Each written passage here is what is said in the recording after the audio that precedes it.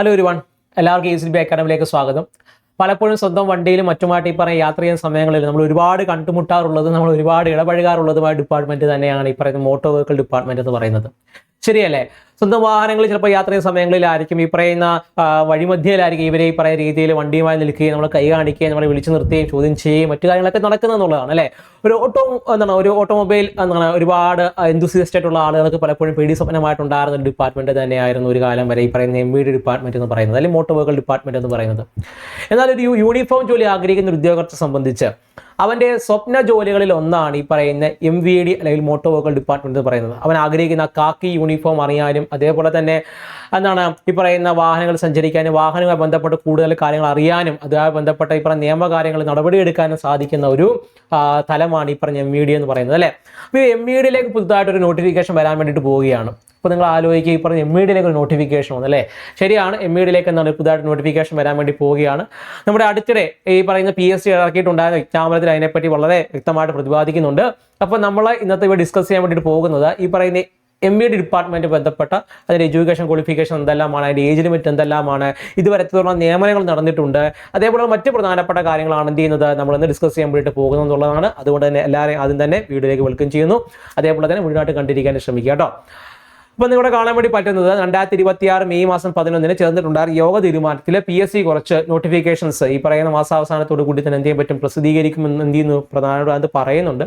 അത് പറയുന്ന കുറച്ച് ഡിപ്പാർട്ട്മെന്റുകളിൽ ഒന്നാണ് ഈ പറഞ്ഞ ഡയറി ഡെവലപ്മെന്റ് വകുപ്പിൽ ഡയറി എക്സ്റ്റൻഷൻ ഓഫീസർ, അതേപോലെ തന്നെ മോട്ടോർ വാഹന വകുപ്പിൽ അസിസ്റ്റന്റ് മോട്ടോർ വെഹിക്കിൾ ഇൻസ്പെക്ടർ എന്ന് പറയുന്നത് അല്ലെ. മോട്ടോർ വാഹന വകുപ്പിൽ മോട്ടോർ വെഹിക്കിൾ ഇൻസ്പെക്ടർ എന്ന് പറയുന്നതും അതിന്റെ കൂട്ടത്തിലുള്ള വളരെ സുപ്രധാനപരമായിട്ട് നോട്ടിഫിക്കേഷൻ ആണ്.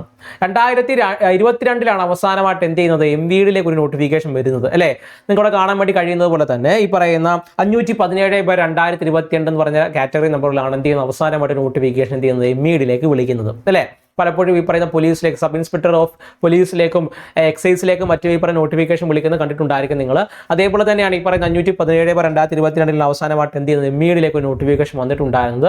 ഡിപ്പാർട്ട്മെന്റ് നോക്കുകയാണെങ്കിൽ മോട്ടോർ വെഹിക്കിൾ ഡിപ്പാർട്ട്മെന്റ് ആണ് അല്ലെ. പോസ്റ്റ് നോക്കുകയാണെങ്കിൽ ഈ പറയുന്ന മോട്ടോർ വെഹിക്കിൾ ഇൻസ്പെക്ടർ എന്നുള്ള തസ്തികയിലേക്കാണ് എന്ത് ചെയ്യുന്നത് ഈ പറയുന്ന നിങ്ങൾക്ക് ജോലി ലഭിക്കാൻ വേണ്ടി പോവുക എന്നുള്ളതാണ്. അതായത് എഴുതി കിട്ടിക്കഴിഞ്ഞാൽ ഈ പറയുന്ന നിങ്ങൾ ക്രൈറ്റീരിയ അല്ല നിങ്ങൾ ഓക്കെ ആണെങ്കിൽ കിട്ടാൻ വേണ്ടി പോകുന്ന വകുപ്പ് അല്ലെങ്കിൽ പറയുന്ന തസ്തിക എന്ന് പറയുന്നത് മോട്ടോർ വെഹിക്കിൾ ഇൻസ്പെക്ടർ എന്ന് പറയുന്ന അല്ലെ തോളത്ത് സ്റ്റാർ ഒക്കെ വെച്ചിട്ടുള്ള ആ ഒരു കാക്കി യൂണിഫോം ആണെന്നുള്ളതാണ് അല്ലെ. പേ ഓഫ് സ്കെയിൽ നിങ്ങൾ നോക്കണ്ട, പ്രധാനമായിട്ട് അത് ഈ പറയുന്ന രീതിയിൽ 45,600 മുതൽ 90,600 വരെയാണ് കാണിക്കുന്നത്. പക്ഷേ ഈ പറയുന്ന 8th പേ റിവിഷൻ ബന്ധപ്പെട്ട് വരികയാണെങ്കിൽ ഈ പറയുന്ന ശമ്പളമൊക്കെ മാറാൻ എന്ത് ചെയ്യുന്നുണ്ട്, സാധ്യതയുണ്ട്. ഇനി പലർക്കും അറിയേണ്ടത് അതിൻ്റെ ഏജ് ലിമിറ്റ് ആണ്. പ്രധാനമായിട്ടും 21 വയസ്സിനും 36 വയസ്സിനും ഇടയിലുള്ളവർക്കായിരുന്നു അന്ന് എന്ത് ചെയ്യുന്നത് അപേക്ഷിക്കാൻ വേണ്ടിയിട്ട് സാധിച്ചിരുന്നത്. നിങ്ങൾക്ക് എല്ലാവർക്കും അറിയാം, ഈ പറയുന്ന അടുത്തിടെ PSC എഴുതുന്ന ഉദ്യോഗാർത്ഥികളുടെ പ്രായപരിധി എന്ന് പറയുന്നത് 36 നിന്ന് പലപ്പോഴും 40 ഉയർത്തിയിട്ടുണ്ടായിരുന്നു അല്ലേ. അപ്പൊ 40 ഉയർത്തിയ സാഹചര്യത്തിൽ ഈ പറയുന്ന ഏജ് ലിമിറ്റ് എന്ന് പറയുന്നത് നമ്മുടെ ഇവിടെ 21 മുതൽ 36 വരെ ആണെങ്കിൽ ഇനി വരാൻ വേണ്ടി പോകുന്ന നോട്ടിഫിക്കേഷൻ അതിന് പ്രായപരിധി എന്ന് പറയുന്നത് 21 മുതൽ 40 വയസ്സ് വരെ ആയിരിക്കും. ഈ 40 വയസ്സ് എന്ന് പറയുന്നത് ജനറൽ കാറ്റഗറി വരെയാണ് കേട്ടോ. ജനറൽ കാറ്റഗറിക്കാണ് 40 എന്ന് പറയുന്നത്. SC ST OBC വിഭാഗത്തിൽപ്പെടുന്ന ആളുകൾക്ക് മറ്റ് നോട്ടിഫിക്കേഷൻ ഉള്ളതുപോലെ തന്നെ എന്ത് ചെയ്യുന്നുണ്ട്, ഏജ് റിലാക്സേഷൻ നിങ്ങൾക്ക് ഇവിടെ എന്ത് ചെയ്യാൻ പറ്റും, ലഭിക്കുമെന്നുള്ളതാണ്. പിന്നെ പ്രധാനമായും നിങ്ങൾ അറിയേണ്ടത് അതിൻ്റെ എഡ്യൂക്കേഷണൽ ക്വാളിഫിക്കേഷൻ അല്ലെങ്കിൽ വിദ്യാഭ്യാസ യോഗ്യതയാണ്.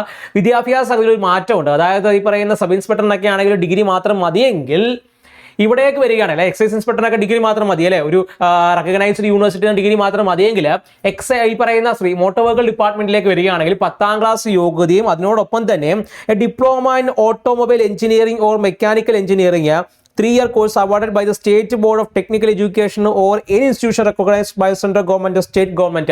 അതായത് സ്റ്റേറ്റ് ഗവൺമെന്റോ സെൻട്രൽ ഗവൺമെന്റോ അംഗീകൃതമായിട്ടുണ്ടായിരുന്ന ഏതെങ്കിലും ഇൻസ്റ്റിറ്റ്യൂഷൻസിൽ നിന്നും പഠിച്ചിറങ്ങിയിട്ടുണ്ടായിരുന്ന ഡിപ്ലോമ അല്ലെ ഓട്ടോമൊബൈൽ എഞ്ചിനീയറിംഗിലോ അല്ലെങ്കിൽ മെക്കാനിക്കൽ എഞ്ചിനീയറിംഗിലോ അല്ലെ, ഡിപ്ലോമ ഇൻ ഓട്ടോമൊബൈൽ എഞ്ചിനീയറിംഗിലോ മെക്കാനിക്കൽ എഞ്ചിനീയറിംഗിലോ നിങ്ങൾ ഒരു റെക്കഗ്നൈസ്ഡ് ആയിട്ടുള്ള ഒരു ഇൻസ്റ്റിറ്റ്യൂഷനിൽ നിന്ന് പഠിച്ചിറങ്ങിയിട്ടുണ്ടായിരുന്ന ഒരു സർട്ടിഫിക്കറ്റ് ഉണ്ടെങ്കിൽ അല്ലെ, അത് പ്രധാനമായിട്ട് ഈ പറയുന്ന 3 വർഷം പറയുന്നുണ്ടെങ്കിലും അതുണ്ടെങ്കിൽ നിങ്ങൾക്ക് എത്തിയാൻ പറ്റും ഈ പറയുന്ന തസ്തികയിലേക്ക് അപേക്ഷിക്കാം. അതായത് 10ാം ക്ലാസ്സിനോട് ഉൾപ്പെടെ അല്ലെ 10ാം ക്ലാസ് കൂടാതെ തന്നെ നിങ്ങൾക്ക് എന്തും വേണം, ഈ പറയുന്ന ഓട്ടോമൊബൈൽ എഞ്ചിനീയറിംഗിൽ അല്ലെങ്കിൽ മെക്കാനിക്കൽ എഞ്ചിനീയറിംഗിൽ ഒരു ബിരുദം എന്തെങ്കിലും ഉണ്ടാകണം എന്നുള്ളതാണ് അല്ലെ. ഓക്കെ അല്ലെ, ഡിപ്ലോമ എന്തെങ്കിലും ഉണ്ടാകണം എന്നുള്ളതാണ്. അതേപോലെ തന്നെ any qualification either of the above disciplines declares equivalent to the above diplomas by the central government or state government must hold a valid driving license authorizing him to drive a motor cycle, heavy goods vehicle and heavy passenger motor vehicle എന്നുള്ളതാണ്. അതായത് ഇത് കൂടാതെ തന്നെ, അതായത് 10ാം class വിദ്യാഭ്യാസ യോഗ്യതയും ഈ diploma in automobile എഞ്ചിനീയറിംഗോ മെക്കാനിക്കൽ എഞ്ചിനീയറിംഗ് കൂടാതെ തന്നെ നിങ്ങളുടെ കയ്യിൽ 2 വീലർ 4 വീലർ അതേപോലെ തന്നെ ഹെവി എന്നിവ ഓടിക്കുന്നതിന് വേണ്ടിയിട്ടുള്ള ലൈസൻസ് ഉണ്ടാക്കണം എന്നുള്ളതാണ് അല്ലേ. ഈ പറയുന്ന ഇത് എല്ലാം കൂടെ കൂടി ചേർന്ന് വരുന്ന ആളുകൾ വളരെ വിരളമായിരിക്കാം അല്ലേ. ഈ പറയുന്ന എല്ലാവരും പൊതുവെ ഇപ്പോൾ സബ് ഇൻസ്പെക്ടറിനോ എക്സൈസ് ഇൻസ്പെക്ടറോ അയക്കുന്ന അത്രത്തോളം ആളുകൾ തന്നെ ഇതിനകത്ത് അയച്ചു എന്ന് വരില്ല. പൊതുവെ ഈ പറയുന്ന നോട്ടിഫിക്കേഷൻ അടുത്ത സമയങ്ങളിൽ 10-31 വേക്കൻസി 35 വേക്കൻസി ഒക്കെ പറഞ്ഞാലും പൊതുവെ വരാറുള്ളത്. പക്ഷേ നിങ്ങൾ ഈ 2022 കഴിഞ്ഞിട്ടുണ്ടായ നോട്ടിഫിക്കേഷൻ എടുത്ത് നോക്കുകയാണെങ്കിൽ ഇതുവരെ ഏകദേശം 121 വരുന്ന അഡ്വൈസുകൾ എന്ത് ചെയ്യുന്നുണ്ട്. ഈ പറയുന്ന 2024 എന്ത് ചെയ്യുന്നത് റാങ്ക് ലിസ്റ്റ് വന്നിട്ടുണ്ടായിരുന്നു, തസ്തികയിൽ എന്ത് ചെയ്യുന്നത് ഇതുവരെ പോയിട്ടുണ്ടായിരുന്നത് എന്നുള്ളതാണ്. ഇത് 2027 റാങ്ക് ലിസ്റ്റ് വന്നു എന്ന് പറയുമ്പോൾ തന്നെ അറിയാം 3 വർഷമാണ് കാലാവധി. അതായത് 2027 വരെ എന്ത് ചെയ്യുന്നുണ്ട് സമയമുണ്ട്. ഇതുവരെ ആകെ 121 എന്ത് ചെയ്യുന്നത് അഡ്വൈസുകളാണ് എന്ത് ചെയ്യുന്നത് പോയിട്ടുണ്ടായിരുന്നത്. അതായത് ഉടനെ തന്നെ ഈ മോട്ടോർ വെഹിക്കിൾ ഡിപ്പാർട്ട്മെന്റിലേക്ക് എന്ത് ചെയ്യും ഒരു നോട്ടിഫിക്കേഷൻ വരുന്നതായിരിക്കും. അപ്പോൾ ഈ 2026 നോട്ടിഫിക്കേഷൻ വന്നു കഴിഞ്ഞാൽ 2027 ആയിരിക്കും എന്ത് ചെയ്യുന്നത് എക്സാമിനേഷൻ നടക്കുക എന്നുള്ളതാണ് അല്ലേ. എക്സാമിനേഷൻ നടക്കുക എന്നുള്ളതാണ്. ഇതിന്റെ ഭാഗമായിട്ട് നിങ്ങൾക്ക് ആദ്യം തന്നെ ഒരു OMR എക്സാം കാണും. OMR എക്സാമിന് ശേഷം നിങ്ങൾക്ക് ഫിസിക്കൽ മെഡിക്കൽ എല്ലാം കഴിഞ്ഞ ശേഷമാണ് എന്ത് ചെയ്യുന്നത് ഇന്റർവ്യൂ എല്ലാം കഴിഞ്ഞ ശേഷമാണ് റാങ്ക് ലിസ്റ്റ് പബ്ലിഷ് ചെയ്യുക എന്നുള്ളതാണ്. ഓക്കെ, അപ്പോൾ അതിലേക്ക് അതായത് ഒരു മോട്ടോർ വെഹിക്കിൾ ഡിപ്പാർട്ട്മെന്റിലേക്ക് ഒരു ജോലി ആഗ്രഹിക്കുന്നവരാണ് നിങ്ങളെങ്കിൽ നിങ്ങളുടെ പഠനം നിങ്ങൾ വളരെ നേരത്തെ തന്നെ തുടങ്ങേണ്ടതായിട്ടുണ്ട് എന്നുള്ളതാണ് അല്ലേ. കാരണം ഈ പറയുന്ന വരുന്ന മാസങ്ങളിൽ അടുത്ത മാസമായിരിക്കും ഈ പറയുന്ന നോട്ടിഫിക്കേഷൻ വരിക, അല്ലെങ്കിൽ ഈ മാസം അവസാനമായിരിക്കും നോട്ടിഫിക്കേഷൻ വരിക. അപ്പോൾ നോട്ടിഫിക്കേഷന് ആ സമയങ്ങളിൽ തന്നെ വരുന്ന സമയങ്ങളിൽ തന്നെ എന്ത് പഠനം തുടങ്ങേണ്ടതായിട്ടുണ്ട് അല്ലേ. അപ്പോൾ അത്തരത്തിൽ നിങ്ങൾ ഈ പറഞ്ഞ MVDയിൽ ഒരു അസിസ്റ്റന്റ് മോട്ടോർ വെഹിക്കിൾ ഇൻസ്പെക്ടറായിട്ട് ജോലി ആഗ്രഹിക്കുന്നവരാണെങ്കിൽ നിങ്ങൾക്ക് പഠിച്ചു തുടങ്ങേണ്ട സമയം എന്താണ് തുടങ്ങിയിരിക്കുകയാണ്. നിങ്ങളുടെ കൗണ്ടൈനോടെ തുടങ്ങിയിരിക്കുകയാണ്. നിങ്ങൾ വളരെ പെട്ടെന്ന് തന്നെ പഠനം തുടങ്ങേണ്ടതായിട്ടുണ്ട്. ഓക്കെ, അപ്പോൾ അതിന്റെ ഭാഗമായിട്ട് നമ്മുടെ ASB അക്കാഡമിയിൽ നമ്മൾ ഈ പറയുന്ന അസിസ്റ്റന്റ് മോട്ടോർ വെഹിക്കിൾ ഇൻസ്പെക്ടറിന് വേണ്ടിയിട്ട് നമ്മളൊരു ബാച്ച് നമ്മൾ എന്ത് ചെയ്യുന്നുണ്ട് ലോഞ്ച് ചെയ്തിട്ടുണ്ട്. ഇതിന്റെ ഭാഗമായിട്ട് നിങ്ങൾക്ക് എന്ത് ചെയ്യാൻ പറ്റും ഈ പറയുന്ന കോഴ്സുകളിലേക്ക് ജോയിൻ ചെയ്ത് ഇപ്പോഴേ പഠിച്ചു തുടങ്ങാം. ഒരു ഡെയിലി സ്ട്രക്ചറായിട്ടായിരിക്കും ഈ പറയുന്ന ക്ലാസ്സുകളെല്ലാം പോവുക. ഓക്കെ, ഒരു ഡെയിലി ബേസിസിൽ ഓരോ ക്ലാസ്സുകളും എങ്ങനെയാണെന്നുള്ളത് നമ്മൾ വ്യക്തമായിട്ട് അതെന്ത് ചെയ്യുന്നത് ഒരു പ്ലാൻ അടിസ്ഥാനപ്പെടുത്തിയായിരിക്കും എന്ത് ചെയ്യുന്ന ക്ലാസ്സുകൾ പോകുന്നത്. അതിൽ കൂടാതെ തന്നെ എല്ലാ ആഴ്ചയിലും മോക്ക് ടെസ്റ്റുകളും സ്റ്റഡി പ്ലാനുകൾ എങ്ങനെ പഠിക്കണമെന്ന് ബന്ധപ്പെട്ട് സ്റ്റഡി പ്ലാൻ നമ്മൾ എന്ത് ചെയ്യും നിങ്ങൾക്ക് നൽകുന്നതായിരിക്കും. സിലബസ് ബേസ് ആയിരിക്കും എന്ത് ചെയ്യുന്ന ക്ലാസ്സുകളും മറ്റു കാര്യങ്ങളും പോവുക. അതേപോലെ തന്നെ ഇതോട് ബന്ധപ്പെട്ട് പ്രീമിയം ആയിട്ടുള്ള ഈ പറയുന്ന PDF മെറ്റീരിയൽസ് മറ്റും ഡൗൺലോഡ് ചെയ്തെടുക്കാൻ വേണ്ടി പറ്റുന്ന രീതിയിലുള്ള PDF ഒക്കെ എന്ത് ചെയ്യും അവിടെ ലഭ്യമാകുന്നതായിരിക്കും. സ്റ്റഡി മെറ്റീരിയൽസ് പ്രൊവൈഡ് ചെയ്യുന്നതായിരിക്കും. അതേപോലെ തന്നെ വളരെ ഈ പറയുന്ന വളരെ വർഷങ്ങളായിട്ട് ഈ പറയുന്ന പഠിപ്പിച്ച് പാരമ്പര്യമുള്ള ഒരുപാട് അധ്യാപകങ്ങൾ എന്ത് ചെയ്യും ഇതുമായിട്ട് ബന്ധപ്പെട്ട കാര്യങ്ങൾ എന്ത് ചെയ്യും പഠിപ്പിച്ച് തരുന്നതായിരിക്കും. ഓക്കെ അല്ലേ.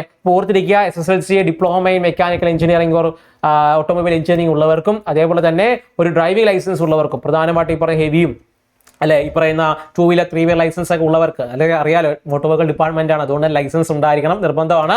അപ്പോൾ ഇത്രയുള്ളവർക്ക് എന്ത് ചെയ്യാം തസ്തികയിലേക്ക് അയക്കാം, പഠിച്ചു തുടങ്ങാം. ഓക്കെ, അപ്പം നിങ്ങളുടെ ലക്ഷ്യം ഇതാണെങ്കിൽ എന്ത് ഇതിലേക്ക് നിങ്ങൾ എന്ത് ചെയ്യുക ഇപ്പോഴേ തന്നെ പഠിച്ചു തുടങ്ങേണ്ടതായിട്ടുണ്ട്. അപ്പം നിങ്ങളുടെ പ്രിപ്പറേഷൻസ് എല്ലാം നല്ല രീതിയിൽ എന്ത് മുന്നോട്ടേക്ക് കൊണ്ടുപോവുക.